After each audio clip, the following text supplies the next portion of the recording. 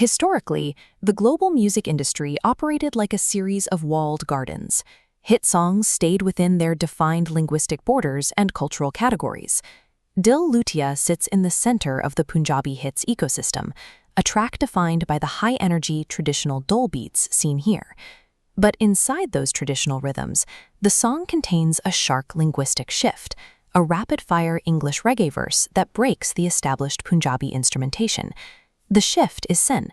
The narrator moves from Punjabi folk melodies to sharp English phrases, declaring, "This is jazz," before repeating, "Mercy, mercy, mercy." The lyrics are self-aware, explicitly identifying this specific section of the track as a crucial collaboration.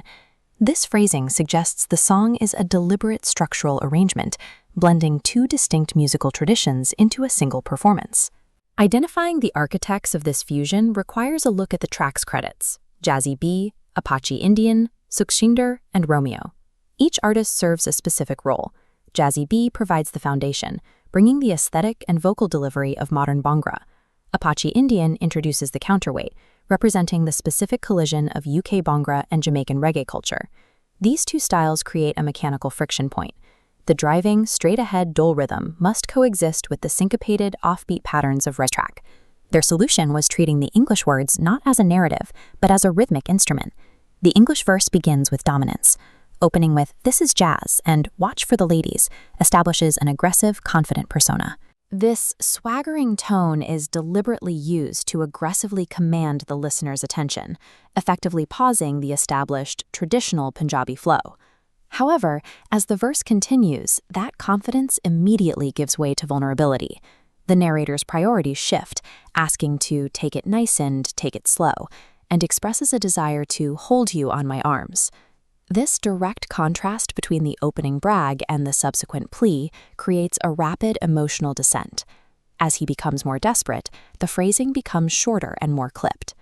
To convey this panic, the writer uses epizeuxis, repeating words like lonely, lonely, and only, only, to increase the intensity of the delivery. By the verse's end, the narrator transitions from a dominant performer to a pleading suitor. This emotional shift is carried by repetitive anchor clusters: mercy, mercy, mercy, and lonely, lonely. On this musical grid, we see how these repetitions function. The words mercy, mercy, mercy lock perfectly into the 4/4 tempo, maintaining energy. Here, meaning is secondary to sound. The syllables act as percussive markers, replicating the strike of a drum. By using English repetition this way, the artist created a rhythmic bridge that matched the intensity of the Bhangra backing track.